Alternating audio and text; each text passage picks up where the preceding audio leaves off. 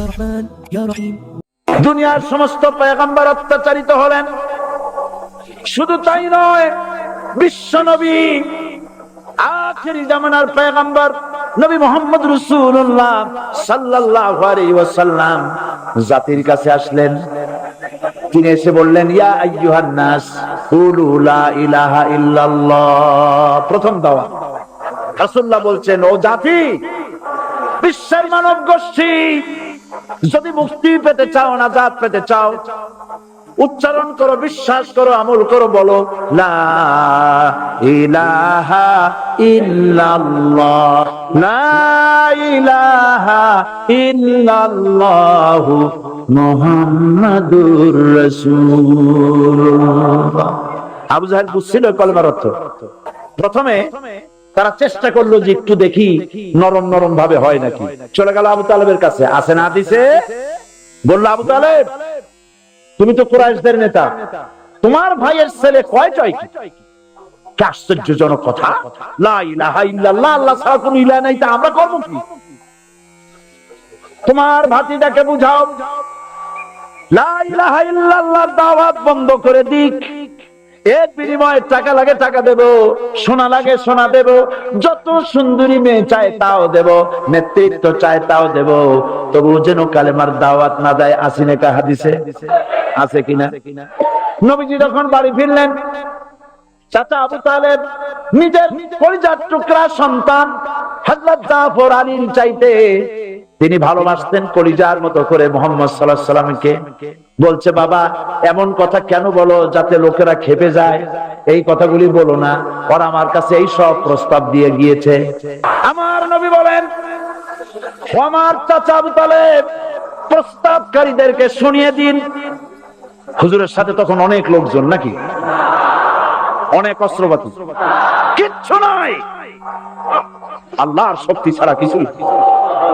আমার নবী বলেন, আমার চাচা আবু তালেব প্রস্তাবকারীদেরকে শুনিয়ে দেন। যেটা দেওয়া সম্ভব সেটা তো দূরের কথা, যেটা দেওয়া সম্ভব নয় তাও যদি তারা দিতে পারে আমারে, যেমন আকাশের সূর্যটা ধরে এনে ওরা যদি আমার ডান হাতে তুলে দেয়, আকাশের পূর্ণিমার চাঁদটা ধরে যদি বাম হাতে আমার তুলে দেয়, এর বিনিময়ে এক মুহূর্তের জন্য তাওহীদের দাওয়াত আমি বন্ধ করে দেব না। সুবহানাল্লাহ। রাসূল করিম সাল্লাল্লাহু আলাইহি ওয়াসাল্লাম তাদের এই প্রস্তাবকে যখন গ্রহণ করলো না, কাফেররা বুঝলো। আমি আগেই বলেছি, তিন শ্রেণীর লোক বাধা দিয়েছে। কয় শ্রেণী? প্রথম শ্রেণী কি? রাষ্ট্র শক্তি, তাদের হাতে অস্ত্রপাতি তো খুব শক্তি, আর তারা একবার ক্ষমতায় যায়, ওরা মনে করে এই ক্ষমতা থেকে আমাদেরকে কেউ নামাইতে পারবে না। ক্ষমতায় গিয়ে মনে করে চিরকাল ক্ষমতায় থাকবো। ভারতের প্রধানমন্ত্রী পণ্ডিত জওয়াহরলাল নেহেরু রাঁচি পাগলা গারদে গিয়েছেন, মেন্টাল হসপিটাল। পাগলেরা নেহেরুকে দেখে আশ্চর্য হয়ে গেছে, এত সুন্দর মানুষ, মাথায় কিস্তি টুপি, গায়ে শেরওয়ানি, মুসলমানি ড্রেসই আলাদা। যদিও তিনি হিন্দু ছিলেন, পরেছেন মুসলমানি ড্রেস। শেরওয়ানি কাদের পোশাক? কাদের পোশাক? হাতে ছড়ি নিয়ে হাঁটা, স্টাইল করে, সুন্দর পাজামা, সুন্দর টুপি, সুন্দর সাজসজ্জা করে, মুসলমানদের ড্রেস। এই ড্রেস পরে তিনি গিয়েছেন, সবসময় যে ড্রেস তিনি পরতেন। পাগলেরা জিজ্ঞেস করছে, তুমি কে গো? উনি বলছেন, আমারে চেনো নাই? আমি ভারতের প্রধানমন্ত্রী পণ্ডিত জওয়াহরলাল নেহেরু। পাগলেরা বলছে, ও সেই কথা। আমরাও যখন হসপিটালে আসছিলাম, এই তোমার মতো লম্বা লম্বা কথা আমরাও বলছি। থাকো আমাদের সাথে কিছুদিন, তোমার মাথাও ঠান্ডা হয়ে যাবে। ক্ষমতায় যারা থাকে, ক্ষমতার মোহে চতুর্দিকে অন্ধকার দেখে, মনে করে আমার পতন আর হবে না। কিন্তু তোমাকে বুঝিবে যে গোকুলে বাড়ি শেষে গাড়ির চাকা সব সময় উপরে থাকে না। গাড়ির চাকা সব সময় উপরে থাকলে গাড়ি তো চলবেই না। গাড়ির চাকা ঘোরে বলেই তো গাড়ি চলে। সুতরাং এই উপরে তোমার চাকা উপরে এখন আছে বলে, তোমার দলের চাকা উপরে আছে বলে যারা মানুষের উপরে জুলুম করছো, আলেমদেরকে ধরতেছো, মুসল্লিদেরকে ধরে ধরে জেলে ঢুকাচ্ছ। সময় আসবে এমন ইন্দুরের গর্ত অপমানা পালাবার জন্য।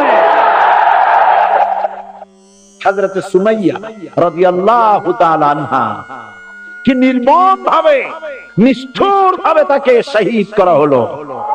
খাব্বাব, হুবাইব, বিল্ডিং, ইমারত, দালান থেকে শিক্ষা গ্রহণ করুন। এই যে একটা দালান আছে না পাশে, দেখতে পাচ্ছেন? এই দালান কি দিয়ে তৈরি করা হয়েছে বলেন? ইট। সমস্ত ইটেরা যদি ধর্মঘট করত, আমরা কেউ মাটির তলায় যাব না, কেউ আমরা আগুনে পুড়ে ঝামা হব না, পিক হব না, কেউ আমরা টুকরা টুকরা হব না, সবাই থাকবো উপরে উপরে, তাহলে কি দালান হইতো নাকি? এই বিল্ডিং নির্মাণ করতে গিয়া ইটের যে স্যাক্রিফাইস, হাজার হাজার ইটকে পিক হতে হয়েছে, পুড়ে যেতে হয়েছে, খোয়া হতে হয়েছে, ভেঙে টুকরা টুকরা হয়ে 50 ফিট মাটির নিচে যেতে হয়েছে। তারপরে ইমারত গঠন হয়েছে, সুন্দর দালান তৈরি হয়েছে। যারা ইসলামী শাসন চান, আল্লাহর দ্বীনকে বিজয়ী দেখতে চান, তাদেরকে অসংখ্য মানুষকে পোড়াইটের মতো জেলখানায় পুড়ে পুড়ে মরতে হবে। অসংখ্য মানুষকে ফাঁসি হবে, গায়ের রক্ত দিতে হবে, শহীদ হতে হবে, তারপরে ইসলামের ইমারতটা কায়েম হয়ে যাবে। শায়ের কবি কি সুন্দর করে বলছেন, কবি সুন্দর করে বলছেন, ये शहादत गाहे उल्फत में कदम रखना, ये शहादत गाहे उल्फत में कदम रखना, लोग समझते हैं आसा है मुसलमान होना। মানুষেরা মনে করে মুসলমান হওয়া খুব সহজ জিনিস। না, মুসলমান হওয়ার অর্থ হলো শাহাদাতের ঈদগাহে শামিল হয়ে যাওয়া।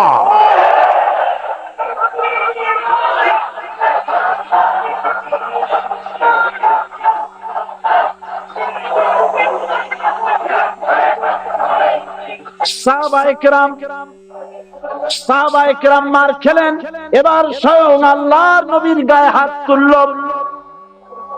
আবু জাহেল এসে হুজুরকে মারলেন, গলায় চাদর দিয়া এমন জোরে টান মেরেছে, রাসূলুল্লাহ পড়ে গিয়েছেন। হাদিসে এসেছে হুজুরের চোখ মোবারক ঠিকরে পড়ে যেতেছে, চেহারা মোবারক লাল হয়ে গিয়েছে, জমিনের উপর আছাড় মেরে ফেলেছে। রাসূলের এই অবস্থা দেখে হযরত হামজা তখনও কাফের ছিলেন, শিকার থেকে এসে তিনি এই দৃশ্য দেখলেন, দাসীর মুখে শুনলেন, ছুটে চলে গেলেন আবু জাহেলের বাড়িতে। যায় বলে, আবু জাহেল রে, তুই মুহাম্মদ সাল্লাল্লাহু আলাইহি ওয়াসাল্লাম মেরেছিস, বল কেন মারলি? এমন ভালো মানুষ তো জীবনেও চোখে দেখি নাই, যিনি কোনো মিথ্যা কথা বলেন না, ভালো ভালো কথা বলেন, এক আল্লাহর গোলামি করার জন্য বলেন। এই সব ভালো কথা বলার জন্যই তুই তারে মারলি নাকি? আরে আবু জাহেল, তুই কি মনে করছিস মুহাম্মদ সাল্লাল্লাহু আলাইহি ওয়াসাল্লাম তার পিতা আব্দুল্লাহ মারা গেছে বলে মুহাম্মদ সাল্লাল্লাহু আলাইহি ওয়াসাল্লাম এতিম হয়ে গেছে মনে করছিস নাকি? জেনে রাখ, মুহাম্মদ সাল্লাল্লাহু আলাইহি ওয়াসাল্লামের পিতা আব্দুল্লাহ মারা গেছে, কিন্তু চাচা হামজা তো মরে যায় নাই। হাতের ধনুক দিয়া এমন জোরে আঘাত মারলেন, আবু জাহেলের মাথা ফিনকি দিয়ে বেরিয়ে এলো। হযরতে হামজা ঘরে ফিরে এসে রাসূল কারীম সাল্লাল্লাহু আলাইহি ওয়াসাল্লামের মস্তক মোবারক কোলে উঠায় নিলেন আর বললেন, বাবা, তোমাকে মেরেছে বলে আমি আবু জাহেলের মাথাটা আসছি, তুমি খুশি হও? হুজুর বলছেন, চাচা, কার মাথা তো এইটা বলে আমারে খুশি করতে পারবা না। হযরতে হামজা বলেন, তুমি কি হলে খুশি হবে? হুজুর বলেন, হামজা চাচা গো, আমি খুশি হব যদি একটিবার চাচা তোমার মুখে শুনতে পাই ঈমানের কালেমা। হযরতে হামজা বলেন, মুহাম্মদ সাল্লাল্লাহু আলাইহি ওয়াসাল্লাম, আমি বুঝতে পেরেছি তুমি কোন সাধারণ মানুষ নও। সাধারণ মানুষ হলে পরে তুমি প্রতিশোধে বিশ্বাসী হতে, খুশি হতে। প্রতিশোধে বিশ্বাসী হও নাই, তুমি অবশ্যই আল্লাহর নবী, কোনো সন্দেহ আমার নাই। তুমি সাক্ষী থাকো, আমি পড়ে নিলাম, লা ইলাহা ইল্লাল্লাহু মুহাম্মাদুর রাসূলুল্লাহ। আমার আল্লাহর ওয়াদা শুনো, ولا تهنوا ولا تحزنوا وأنتم الأعلون إن كنتم مؤمنين। মুমিন যদি হও আমি তোমাদেরকে বিজয় দান করব। সুবহানাল্লাহ বলেন। আজ যদি আমাদের উপরে বিপদ এসে থাকে তাহলে তার একমাত্র কারণ পূর্ণাঙ্গ ঈমানের অভাব আমাদের মধ্যে রয়েছে, ঠিক কিনা? আজ পৃথিবীতে সব থেকে মার খায় কারা? চিল্লায় বলো। আলজেরিয়ায় কারা? বসনিয়ায় কারা? চেচনিয়ায় কারা?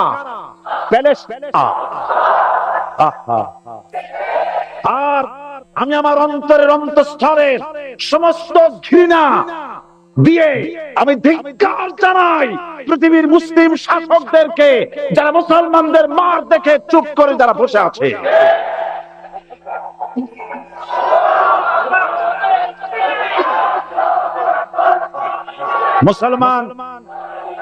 মুসলমান যদি মুসলমানের মতো হয়, 10 জন যথেষ্ট। কয়জন যথেষ্ট? কোথায় আছে কথা? আল্লাহ পাক কোরআন শরীফের মধ্যে বলেছেন, একজন যদি হও ঈমানদার মুত্তাকি 10 জনের উপরে বিজয়ী হবে। 10 জন যদি হও 100-এর উপরে বিজয়ী হবে।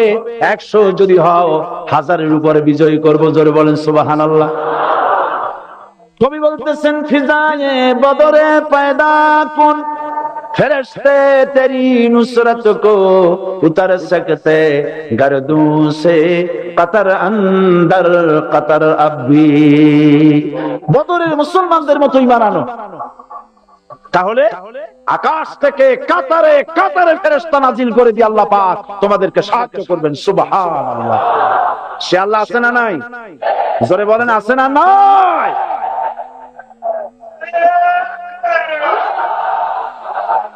সেই আল্লাহ রাব্বুল আলামিন কোরআনে কারীমের ভিতরে আয়াতুল কুরসির মধ্যে বলে দিয়েছেন, আল্লাহু লা ইলাহা ইল্লা হুয়াল হাইয়ুল কাইয়্যুম। প্রাণ খুলে সবাই পড়েন, বসা মানুষ দাঁড়ানো মানুষ। আল্লাহু লা ইলাহা ইল্লা হুয়াল হাইয়ুল কাইয়্যুম।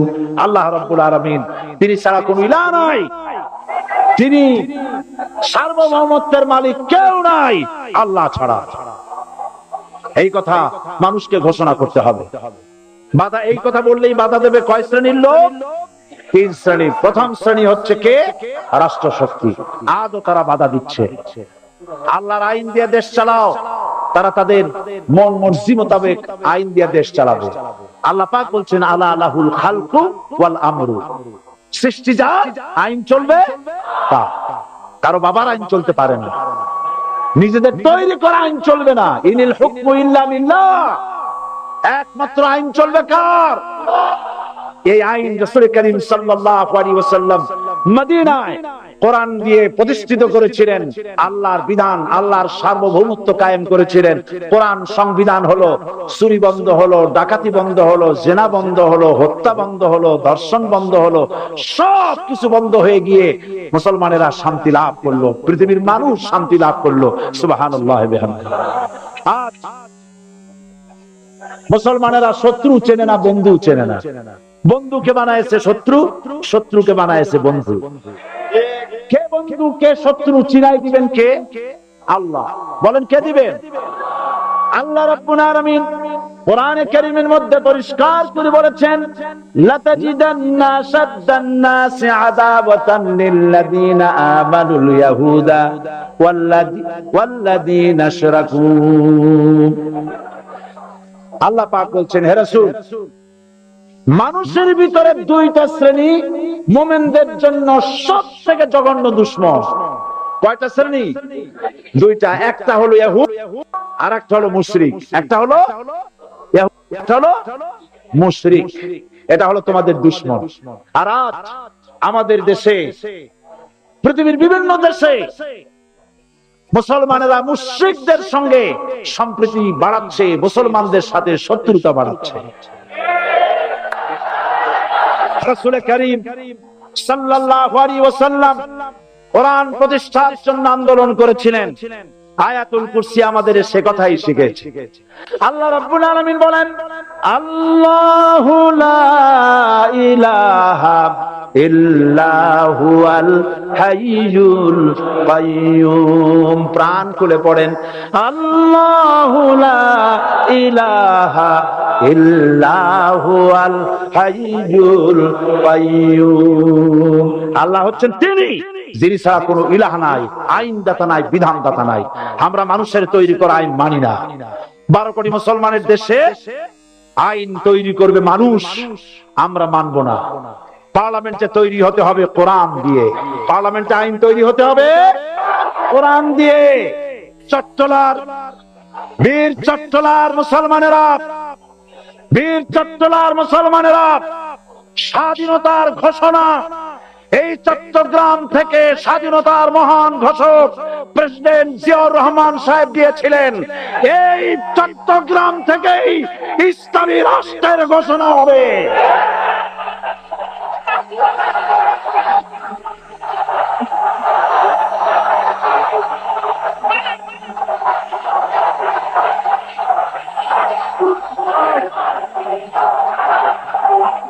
আমি আশাবাদী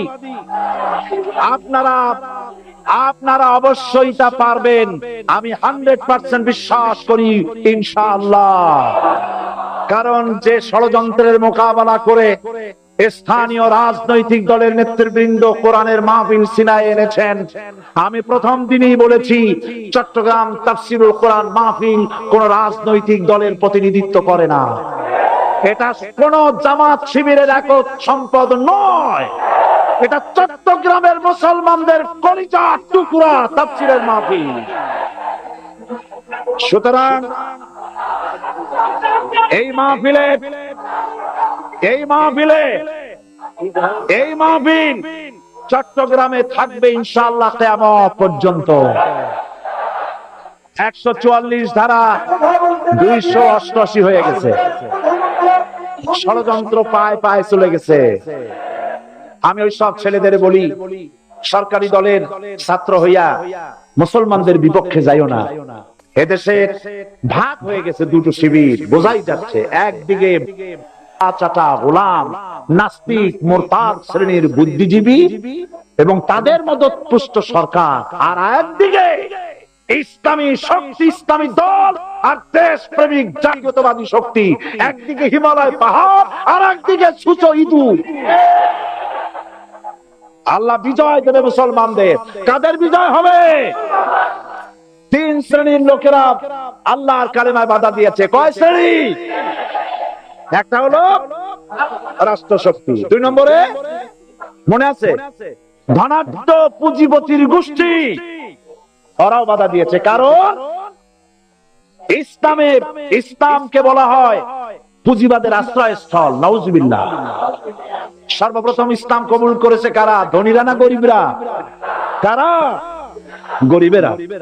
সুতরাং ধনাঢ্য ব্যক্তিরা মনে করলো যে আমাদের তো সর্বনাশ হয়ে যাবে, আমরা দাস দাসী ধরে রাখতে পারবো না, আমরা মানুষকে শোষণ করতে পারবো না, যে নতুন কলেমার দাওয়াত আসছে।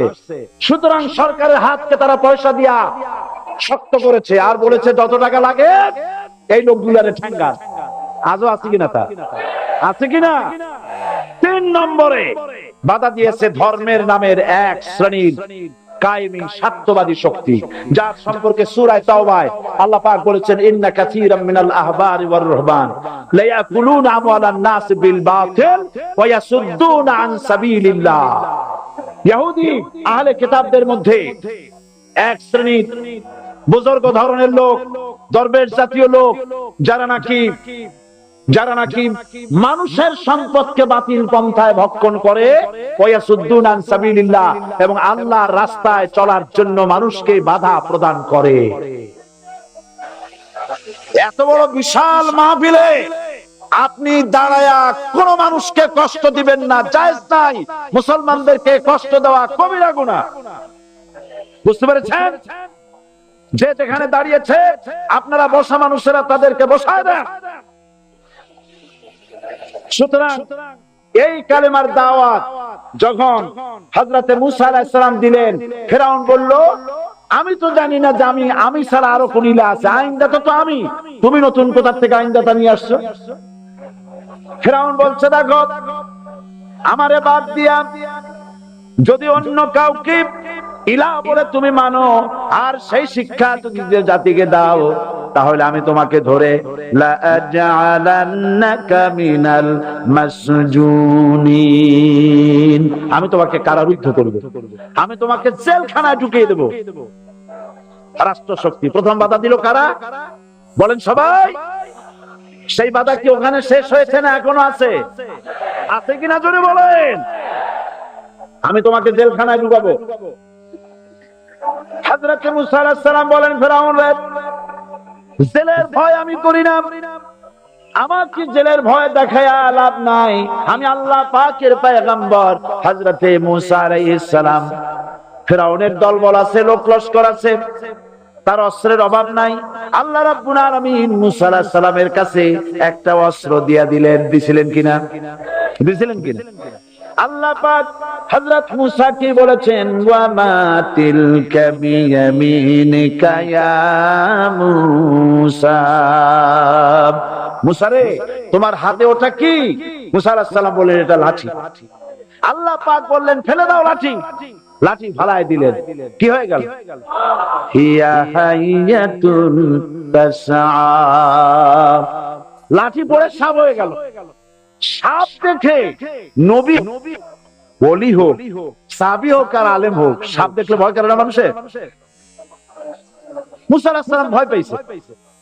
আল্লাহ রাব্বুল আলামিন হযরত মুসাকে শোনায় দিলেন, খুযহা ওয়া লা তাখাফ সানুঈদুহা সিরাতাহাল উলা,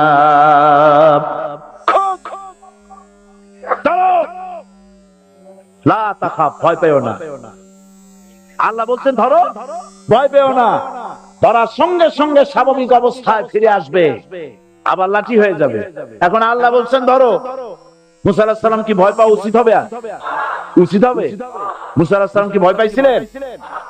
কারণ হচ্ছে এই দুশমনের শক্তিটা খুব বড়ই দেখা যায়, মনে হয় যেন অনেক বড় কি জানি কি। আল্লাহ পাক বলছেন ইন্না কাইদাশ শায়তানে কানা দাঈফা, শয়তানের চক্রান্ত যতই তুমি মনে করো অনেক ষড়যন্ত্রের জাল বিস্তার হয়ে আছে, আল্লাহ কয় কিছুই না, দাঈফা অত্যন্ত দুর্বল। আল্লাহ পাক বললেন ধরো। মুসা আলাইহিস সালাম সাপ ধরলেন, সঙ্গে সঙ্গে লাঠি হয়ে গেল। ফিরআউন বরদাস্ত করলো না, রাষ্ট্র শক্তির পক্ষ থেকে আক্রমণ শুরু হলো। অপরাধ কি? মুসা আলাইহিস সালামের অপরাধ কি? কি অপরাধ? মাশাআল্লাহ বুঝতে পেরেছেন। অপরাধ হচ্ছে তিনি বলেছেন লা ইলাহা, জোরে বলেন লা ইলাহা ইল্লাল্লাহ। এই কালেমাকে আজ আমরা ভিক্ষার বুলি বানাইছি। এটা হলো সার্বভৌমত্বের বুলি, এটা হচ্ছে আল্লাহ পাকের সার্বভৌমত্বের কথা। আজ আমরা মানুষের কাছে আমরা শুনি মানুষেরা ভিক্ষা চায়, লা ইলাহা ইল্লাল্লাহ এক মুঠ চাউল দেন, লা ইলাহা ইল্লাল্লাহ 10 খান পাই দেন। এই হচ্ছে কালেমার জিকির। আবার কেউ কেউ জিকির করতেছে লা ইলাহা আস্তে, ইল্লাল্লাহ জোরে, এবং জোরে কলব সাফ করে, কলব তাতে থাকলেও পারে গেলেও পারে। এই কালেমার এর আঘাত পয়গম্বররা মেরেছেন। হযরত মুসা আলাইহিস সালাম যখন বলেছেন লা ইলাহা ইল্লাল্লাহ, এই ধাক্কা ফিরআউন বরদাস্ত করতে পারে নাই। দরিয়ায় নীলের ভিতরে আল্লাহ পাক ডুবায়ে শেষ করে দিয়েছেন, দেন নাই? হযরত মুসা আলাইহিস সালাম তার উম্মতেরা দরিয়ার পাশে বসে দ্বীনি কথাবার্তা বলতেছেন। এমন সময় ফিরআউন, তার শত্রু হচ্ছে মুসা আলাইহিস সালাম। শত্রু কেন? মুসা কি ফিরআউনের পাকা ধানে মই দিয়েছে নাকি? বলেন আপনারা। তার হালের গরু পিটায় মারছে নাকি? অপরাধ হলো তিনি আল্লাহর জমিনে আল্লাহর আইন প্রতিষ্ঠার কথা বলেছেন। এই শুধুমাত্র এই অপরাধে ফিরআউন তার দলবল নিয়ে 3 দিক থেকে আক্রমণ করেছে। মুসা আলাইহিস সালামের উম্মতেরা ভয় পেয়ে গেছেন। তারা বলছেন ইন্না লামুদরাকুন, আমরা পাকড়াও হয়ে গেছি। 3 দিকে সারাশি আক্রমণ, তিন দিকে শত্রু, একদিকে দরিয়া, পালাবার রাস্তা আছে? হযরত মুসা আলাইহিস সালাম ভয় পেয়ে গেলেন, সারেন্ডার করলেন না। হযরত মুসা আলাইহিস সালাম বললেন, কাল্লা, কখনো নয়, ভয় পাওয়ার কোনো কারণ নাই। রব্বি সায়াহদিন, অবশ্যই আমার রব আমার জন্য রাস্তা করে দিবেন। ভয় পাইও না, আমার রব রাস্তা করে দিবেন। আল্লাহ রাব্বুল আলামিন হযরত মুসা আলাইহিস সালামকে অর্ডার করলেন, হাতের লাঠি দিয়া দরিয়ার উপরে আঘাত করো। হযরত মুসা আলাইহিস সালাম দরিয়ার উপরে আঘাত করলেন। রাস্তা ছিল দরকার একটা, এক বাড়িতে আল্লাহর হুকুমে লাঠি দিয়ে একটি আঘাত করার সঙ্গে সঙ্গে হযরত মুসার তার সঙ্গী সাথী দরিয়া পার হওয়ার জন্য দরিয়ার মধ্যে দিয়ে আল্লাহ 12টা রাস্তা পয়দা করে দিলেন। সে আল্লাহ আছে না নাই? এত আসতে বলেন কেন? ভয় পাওয়ার কারণ আছে? রাষ্ট্র শক্তি বাধা দিয়েছে সমস্ত নবীদেরকে। কেন? নবীদের চরিত্র খারাপ? জোরে বলেন, নবীদের চরিত্র খারাপ? নবীদের চাইতে মাসুম বেগুনাহ উন্নত চরিত্রের মানুষ আল্লাহর আকাশের নিচের জমিনের উপরে আর হয় না। তোমরা যে সামনে তাদের পিছনে দৌড়াও, অমুকের সৈনিক, নেতা নেতা করে মরো,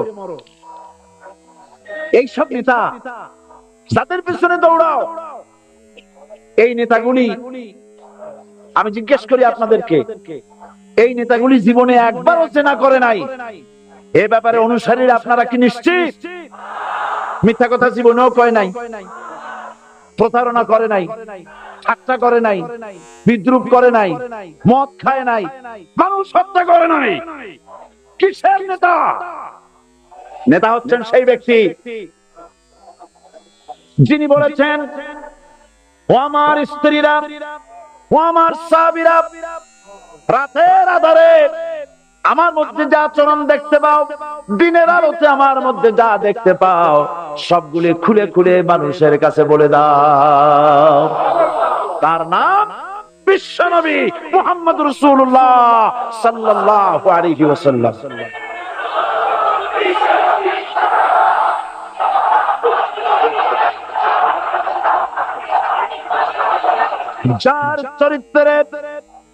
যার চরিত্রের সার্টিফিকেট আল্লাহ রাব্বুল আলামিন নিজে দিচ্ছেন, ওয়া ইন্নাকা লাআলা খুলুকিন আযীম।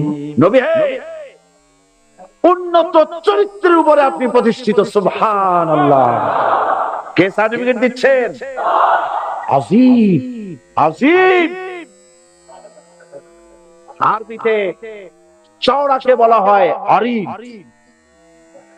গভীরতাকে বলা হয় আমির।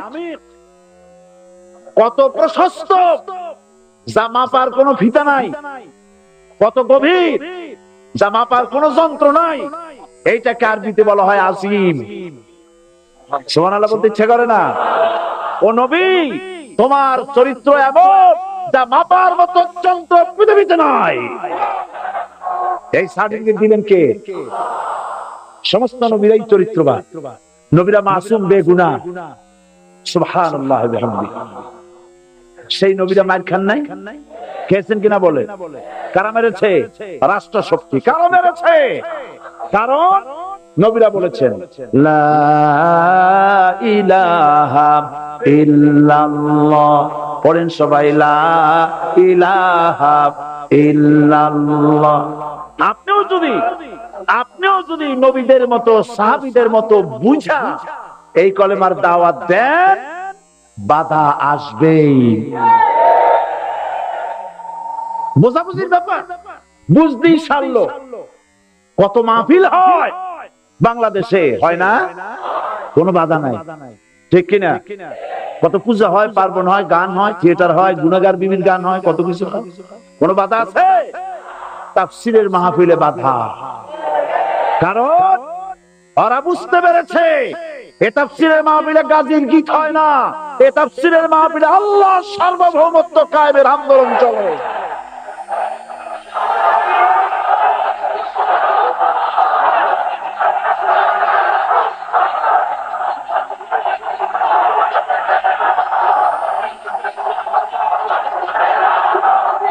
এবার দেখুন, এবার কলেমা বোঝেন, কালেমা বুঝুন। বঙ্গভবনের সামনে দাঁড়ায়, গণভবনের সামনে দাঁড়িয়ে আপনি যদি কালেমার জিকির করতে থাকেন, লা ইলাহা ইল্লাল্লাহ, লা ইলাহা ইল্লাল্লাহ, লা ইলাহা ইল্লাল্লাহ, লা ইলাহা ইল্লাল্লাহ, 2-1 ঘন্টা, 2-4 ঘন্টা দেখবেন অফিসাররা এসে বলবে, না জানি কোন খাজা বাবা আসছে, আসেন নিয়ে খাইতে দেবে, হাদিয়া দেবে। যেহেতু যিনি পড়তেছেন উনি বোঝেন না কি বলতেছে, আর যারা দাওয়াত দিয়ে নিয়ে গেল ওরা টের পায় নাই যে কি শুনে দাওয়াত দিতেছে। কিন্তু আপনি যদি বঙ্গভবন, গণভবন, সেক্রেটারিয়েট আর পার্লামেন্ট এর ভিতরে ঢুকে যদি বলেন, কোন মানুষের তৈরি করা আইন মানি না, কোন সরকারের সার্বভৌমত্ব স্বীকার করি না, কারো বিধান মানি না, কারো তৈরি করা আইনের সামনে মাথা নত করি না, আল্লাহ ছাড়া কারো বিধান মানি না, হাদিয়া আসবে, খাইতে দেবে, পকেটে টাকা দেবে, খাওয়াবে এক জায়গায় নিয়ে, কোন জায়গায়? লাল দালান। বুঝাবুঝি, পয়গম্বরেরা দাওয়াত দিয়েছেন আয়াতুল কুরসি ফরজ নামাজ পড়িয়া। দেখছি অনেকে জামার বুতাম টুতাম খুলিয়া তারপরে জোরে একটা ফু দেয়, অসুবিধা নাই, ফু আপনি দেন, কিন্তু কি পড়ে ফু দিচ্ছেন আপনি কি বুঝছেন কিছু? সুবহানাল্লাহ। বুঝলি কি এই চেহারা হয়? এতগুলো মানুষ লাগে নাকি বিপ্লব করতে, কালেমার রাস কায়েম করতে? 304 জন মুসলমান যথেষ্ট পৃথিবীতে।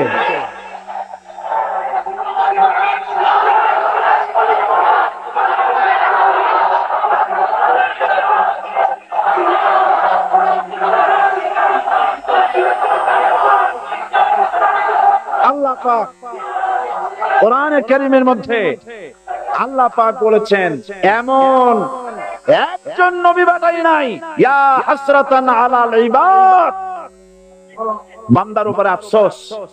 আহারে, কে বলতেছে? আমার আল্লাহ। বলেন আমার আল্লাহ, তিনি আফসোস করছেন। আফসোস, একজন পয়গম্বর এমন পাঠাইলাম না, একজন রাসূল পাঠাইলাম না যার সাথে এরা ঠাট্টা করে নাই, বিদ্রুপ করে নাই, পাগল বলে নাই, মানে নাই।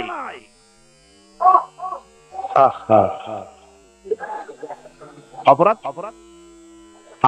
আল্লাহর সার্বভৌমত্ব প্রতিষ্ঠার অপরাধ। হযরত ইব্রাহিম আলাইহিস সালাম তিনি যখন এই কালেমার দাওয়াত দিয়েছেন নমরুদের বিরুদ্ধে, নমরুদ বলেছে, মান আসাদ্দু মিন্না কুওয়া, আমার চাইতে শক্তিশালী আর কে আছে? আনা রাব্বুকুমুল আলা, আমি তোমাদের বড় প্রভু। নাউজুবিল্লাহ। কই থেকে একটা তুমি বলছো লা ইলাহা ইল্লাল্লাহ, আমি তো ইলাহ। হযরত ইব্রাহিম আলাইহিস সালামকে কালেমার দাওয়াত পেশ করার অপরাধে অগ্নিকুণ্ডের ভিতরে ফালাবার ব্যবস্থা হয়ে গেছে। আল্লাহ পাক সব ঘটনা কোরআনে বলে দিয়েছেন, দিয়েছেন কিনা বলেন? কেন বললেন এই সমস্ত কথা? এই জন্য বলেছেন, ফেরাউন মরে যাবে, নমরুদ মরে যাবে, কিন্তু তাদের প্রেতাত্মারা যুগে যুগে তারা বেঁচে থাকবে। আগুনের ভিতরে ফালাবার ব্যবস্থা হয়েছে। আল্লাহ পাক বলে দিয়েছেন, আমার রাস্তায় যদি চেষ্টা করো, জিহাদ করো, আমার সাহায্য তোমরা পাবে। ওয়া কানা হাক্কান আলাইনা নাসরুল মুমিনিন, মুমিনদেরকে সাহায্য করা। বাংলাদেশে কোরআনের রাজ কায়েম হোক, তাকে আপনারা চান? কারা কারা চান? দু হাত উঁচু করে দেখান। দাঁড়াবেন না, দাঁড়াবেন না।